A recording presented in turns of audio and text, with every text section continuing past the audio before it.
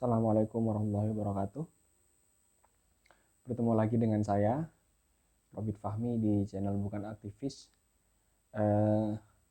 Sudah lama saya tidak membuat konten karena memang kesibukan dan kedua tidak sempat untuk buat konten. Kali ini kita akan membahas tentang fenomena di Kabupaten Jember terkait masalah seluruh kebijakan yang diambil oleh Bupati Hendy Siswanto dan wakilnya Gus Firjon. Teman-teman semua, kemarin sempat kita dengar atau mungkin kita baca di media online bagaimana sikap DPC PDIP Jember yang memang sebelumnya sudah menyatakan bahwa partai berlogo moncong putih itu sebagai oposisi. Mereka kemarin melontarkan pernyataan sikap. Yang pertama yaitu, ini pernyataan sikap ini ditandatangani langsung oleh Ketua DPC PDI Perjuangan Kabupaten Jember, Arief Wibowo, dan Ketua Fraksi PDI Perjuangan DPRD Jember, Edi Cahyo Purnomo. Berapa poin? Ada sekitar 5 poin pernyataan sikap yang disampaikan. Ini pernyataan sikap ini mencermati perkembangan pemerintahan Kabupaten Jember dalam kepemimpinan Bupati dan Wakil Bupati periode 2021-2024. PD Perjuangan Jember beserta fraksi PD Perjuangan Jember menyampaikan beberapa hal. Yang pertama yaitu terkait kebijakan pendemisioneran semua kepala organisasi perangkat daerah serta jabatan lainnya di lingkungan pemerintah Kabupaten Jember dan pengangkatan pelaksana tugas PLT. Jadi teman-teman semuanya, kemarin itu Bupati Hendy dan Gus Firjon mendemisionerkan atau 600 lebih semuanya di PLT kan dengan alasan untuk percepatan. Alasannya percepatan. Jadi kemarin terkait kebijakan tersebut, DPC PD Perjuangan mengkritik menjadikan semua PLT di pemerintah Kabupaten Jember menjadi pelaksana tugas yang dimaksudkan untuk mempercepat proses penyusunan KUA PPAS dan RAPBD Jember tahun 2021 sejatinya justru menimbulkan masalah baru karena berdasarkan Undang-Undang Nomor 30 Tahun 2014 tentang Administrasi Pemerintahan UU AP Pasal 34 dan Surat Edaran BKN Nomor Administrasi Pemerintahan Pasal 34 dan Surat Edaran BKN Nomor 1/SE/I/2021 PLT tidak diperbolehkan mengambil kebijakan yang bersifat strategis yang berdampak pada aspek organisasi kepegawaian dan alokasi anggaran. Badan mulai dari KUA PPAS, RKA OPD sampai RAPBD disusun berdasarkan usulan dari masing-masing OPD yang dipimpin oleh seorang PLT OPD. Jadi menurut DPC PDI Jember ini, langkah yang diambil oleh Bupati Hendy ini keliru karena dengan PLT ini justru melanggar, justru menimbulkan masalah baru katanya. Sebab bertentangan dengan Undang-Undang Nomor 30 Tahun 2014 tentang administrasi pemerintahan pasal 34 dan surat edaran BKN. Jadi PLT itu tidak diperbolehkan mengambil kebijakan yang bersifat strategis lah. Bagaimana dengan langkah dari Bupati Hendy ini yang kemudian 600 lebih didemisionerkan? Tentu ini menimbulkan kontroversi. Sampai detik ini saya belum pernah mendengar pernyataan dari Bupati Hendy atau pernyataan tertulis atau mungkin wawancara di media massa. Saya belum pernah membacanya. Tapi terkait masalah sikap DPC PDIP Jember yang mengancam akan tidak turut campur atau mungkin walkout lah bahasa kerennya untuk pembahasan KUHPPS dan RAPBD. Bupati Hendi jawabnya ya santai saja. Dia menegaskan bahwa pembahasan RAPBD akan terus berlanjut bersama dengan seluruh fraksi dari partai pendukungnya. Itu yang disampaikan kemarin di media massa. Kalau tidak salah, saya baca di Zona Jatim. Di Zona Jatim apa Berita Jatim ya. Nah, ini poin kedua, yaitu terjadi ketidakcermatan dalam kebijakan pendemisioneran dan pengangkatan pelaksana tugas yang dilakukan oleh Bupati Hendi Siswanto dengan ditemukan adanya SN yang meninggal dunia, pensiun dan menyatakan tidak sanggup menjalankan tugas, tetapi masih diangkat menjadi pelaksana tugas Kasubag, LT hingga Camat. Lah, ini yang saya rasa seperti membudaya di Kabupaten Jember itu. Mem-PLT itu membudaya semenjak masanya Dr. Faidah, penguasa sebelumnya. Banyak mengangkat PLT, terus kemudian itu dikritik luar biasa oleh anggota DPRD dan hampir semuanya mengkritik.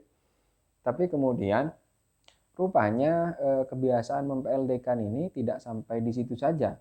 Setelah Faidah tidak lagi menjabat dan diganti oleh Bupati Hendi, bahkan semuanya didemisionerkan, di PLT-kan 600 lebih.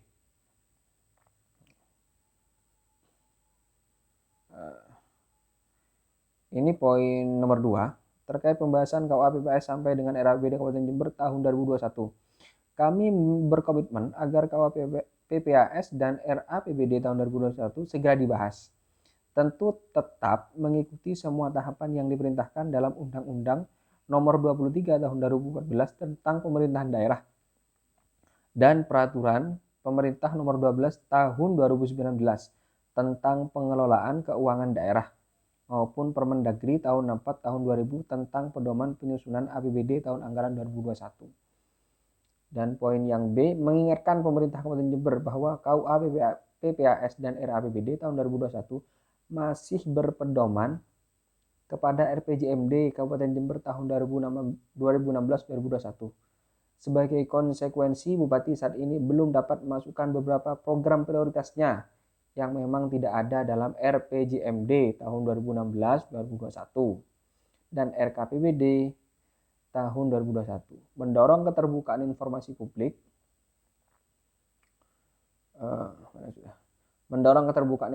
publik dalam pembahasan RAPBD 2021 agar transparan dan masyarakat dapat ikut mengontrol serta memberikan masukan.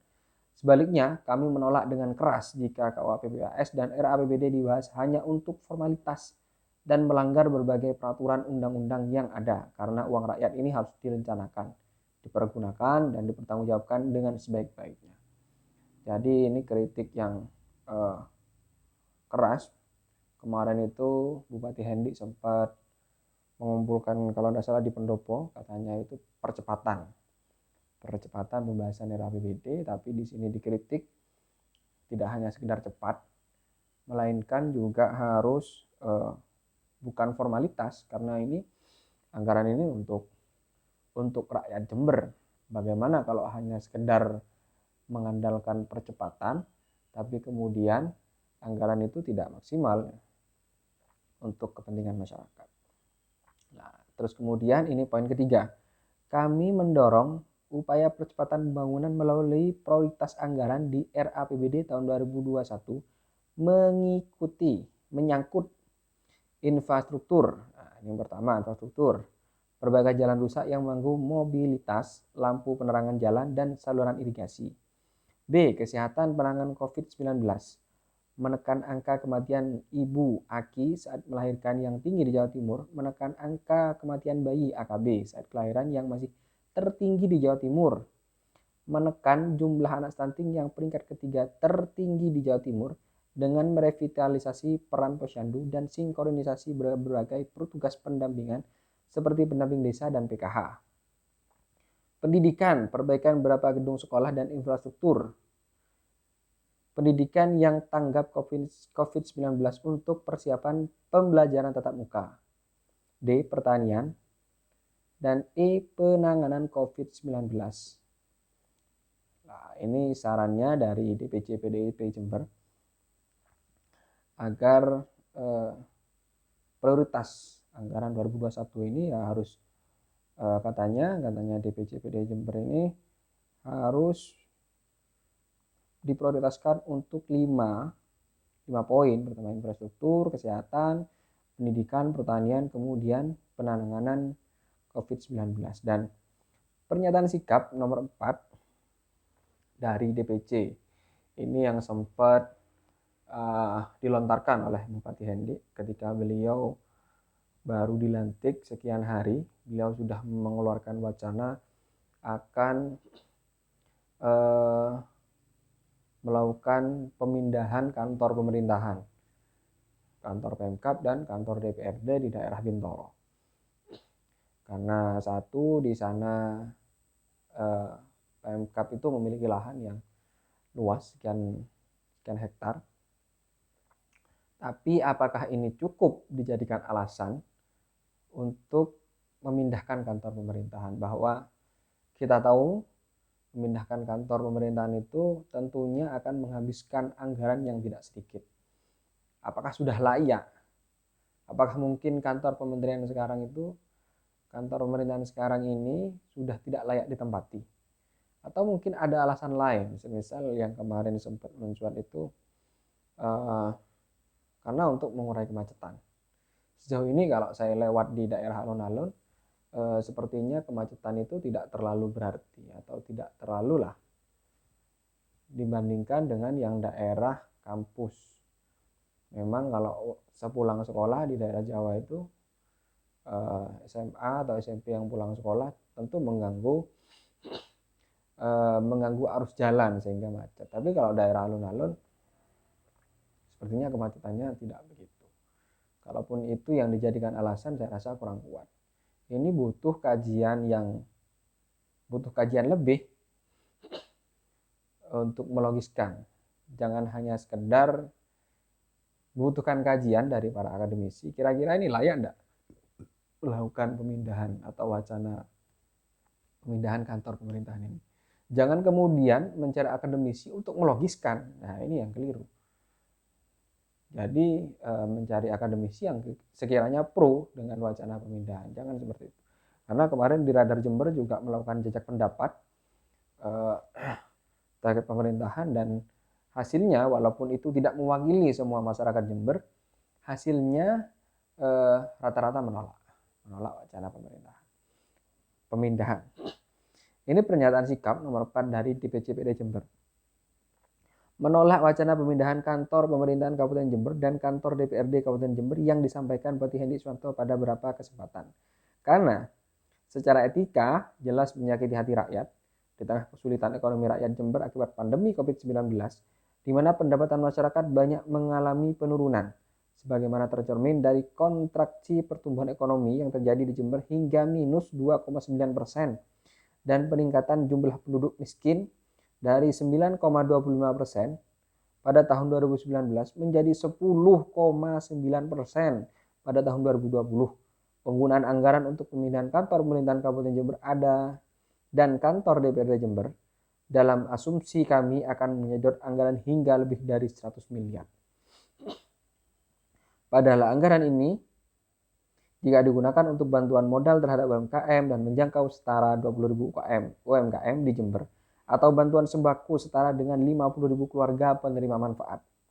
Bayangkan di situasi dengan ekonomi yang sangat lesu, bahkan ini walaupun tidak mencuat di media sosial, saya pribadi juga merasakan sebagai warga yang tinggal di pedesaan, dan hampir rata-rata tetangga juga merasakan seperti itu. Kemudian Bupati merencanakan pemindahan kantor ibu kota, kantor pemerintahan. yang menyedot anggaran 100 miliar. Padahal menurut DPC ini anggaran segitu seandainya dijadikan bantuan, ini dapat diberikan kepada 50.000 penerima kepala keluarga.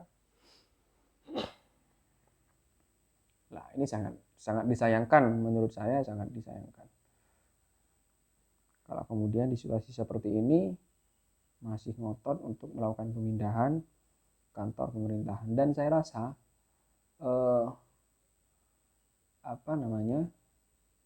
kebijakan itu menurut saya harus bisa menjawab persoalan masyarakat.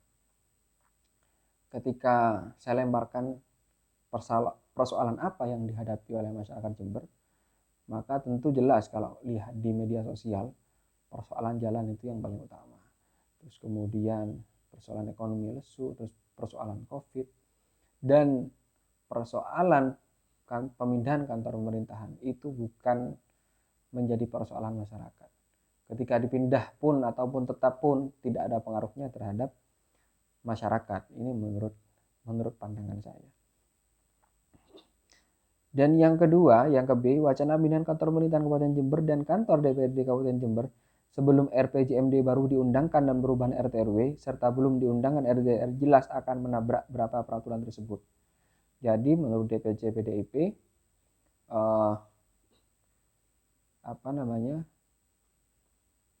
wacana pemindahan ini akan menabrak aturan. Ya, alasannya karena RPJMD baru diundangkan dan perubahan RT/RW. Dan poin yang kelima terkait ASN dan honor yang belum mendapatkan gaji sampai saat ini, kami sangat menyesalkan dan Bupati sejak awal seharusnya mengantisipasi dengan membuat perkada APBD agar gaji ASN segera dapat dicairkan. Nah, pernyataan sikap nomor 5 ini sepertinya kemarin itu sempat dilontarkan pernyataan oleh Bupati Hendi bahwa akan, kalau tidak salah, pinjaman terlebih dahulu untuk membayar gaji ASN. Nah, saya rasa kemarin ketika saya sedikit searching di media sosial terkait link-link berita yang menyebar terkait beritanya dari pernyataan sikap DPC PDIP Jember. Nah, ini banyak yang nyinyir, menganggap bahwa tidak tahu persoalan masyarakat, Jember butuh APBD. Saya rasa PDIP ini lebih elegan. Dia ketika menyatakan sikap oposisi, mereka selalu rilis, press release, dan saya rasa ini menurut saya elegan. Dia bisa menempatkan diri. Ketika dia menjadi oposisi, maka dia benar-benar menjadi oposisi. Dia sangat cermat mengkritik pemerintahan. Dan saya rasa ini diperlukan agar balance. Kalau kemudian semuanya ini pro terhadap pemerintahan Bupati Hendi, terus kemudian siapa yang akan mengkritik? Kita tahu sendiri bahwa kekuasaan yang absolut itu akan melahirkan kerusakan. Dan saya yakin itu karena tidak ada yang mengkritik, tidak ada yang menegur, sehingga berjalan seenaknya sendiri. Dan saya rasa keberadaan PDIP ini menyatakan sikap sebagai oposisi ini sangat diperlukan agar menjadi penyeimbang di selama pemerintahan Bupati Hendi dan wakilnya Agus Firjon. Saya rasa ini mungkin sedikit pembahasan kita hari ini tentang kritik yang dilontarkan oleh DPC PDIP Jember selama Bupati Hendi menjabat, selama mulai dilantik sampai sekarang. Semoga apa yang kita bahas hari ini memiliki nilai yang bermanfaat bagi kita semuanya. Saya akhiri. Assalamualaikum warahmatullahi wabarakatuh. Sampai jumpa lagi di konten-konten yang berikutnya. Dan jangan lupa like, subscribe, dan bunyikan loncengnya.